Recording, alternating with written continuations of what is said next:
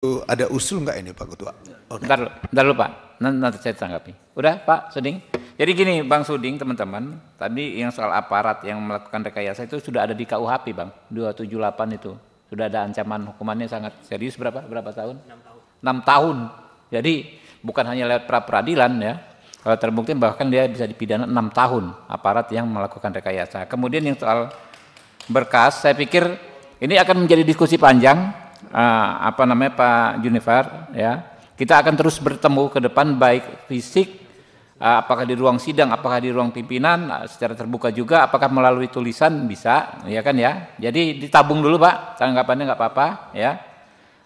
Terkait tadi proses bolak-balik tadi P19 ke 21 itu konsep yang ditawarkan oleh kita adalah kita nanti ada batasannya bolak-balik berapa kali. Lalu ada gelar bersama. Gelar bersama ini terdiri dari penyidik, penuntut, atasan penyidik, atasan penuntut, dan ahli. Nah, ahli, apakah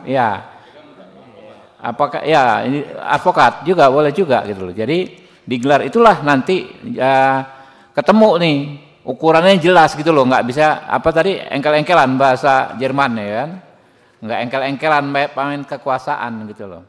Kurang lebih begitu teman-teman ya. Ya, ini ada kesimpulan awal ya. Jadi rekomendasi rapat dengar pendapat umum Komisi 3 DPR RI dengan Junifer Girsang dan kawan-kawan, Julius Ibrani dan kawan-kawan, Profesor Romli Atmasasmita, masa persidangan 2 tahun sidang 2024-2025. Pertama, Komisi 3 DPR RI menerima penjelasan dari PBHI, Pradi, SHI ya, dan Prof. Romli Atmasasmita. Sepakati ya.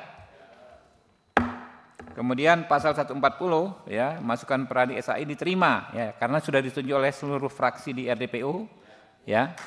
Pasal 140 ditambahkan satu ayat, advokat tidak dapat dituntut baik secara perdata maupun pidana dalam menjalankan tugas profesinya dengan itikat baik untuk kepentingan pembelaan klien baik di dalam maupun di luar pengadilan. Ya ini teman-teman seluruh fraksi tadi sudah sepakat ya.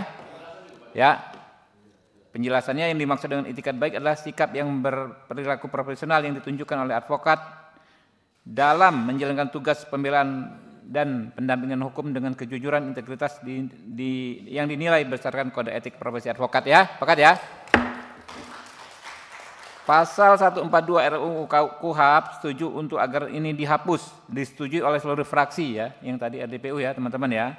Jadi kita nanti waktu pembahasan udah terikat sini ya teman-teman ya. Oke.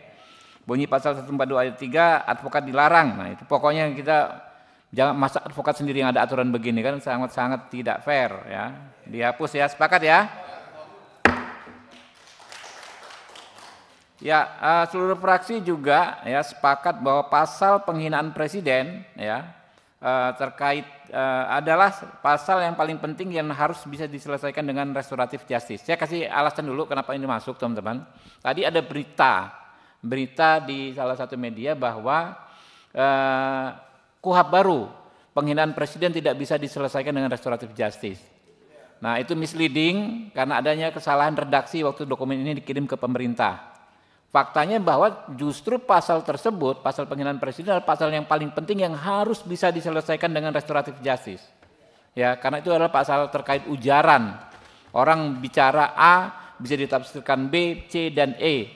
Karena itu cara menyelesaikannya adalah dengan mekanisme dialog restoratif justice. Jadi pasal yang begitu mengerikan di KUHP seolah-olah dengan adanya KUHP ini bisa kita implementasikan dengan penuh kebijaksanaan. Ya, nggak gampang orang masuk penjara gara-gara pasal penghinaan presiden. Tujuannya begitu. Bisa disepakati ya teman-teman? Yuk. Ya, dengan selesainya pembacaan kesimpulan dan rekomendasi tadi, selesailah sudah agenda ini. Terima kasih kepada rekan-rekan yang hadir. Billahi taufiq wal hidayah. Wassalamualaikum warahmatullahi wabarakatuh. Berkas mau diajukan Pak ya? Ya, saya tutup dulu Bang. Diterima dulu baru saya tutup. Iya, boleh.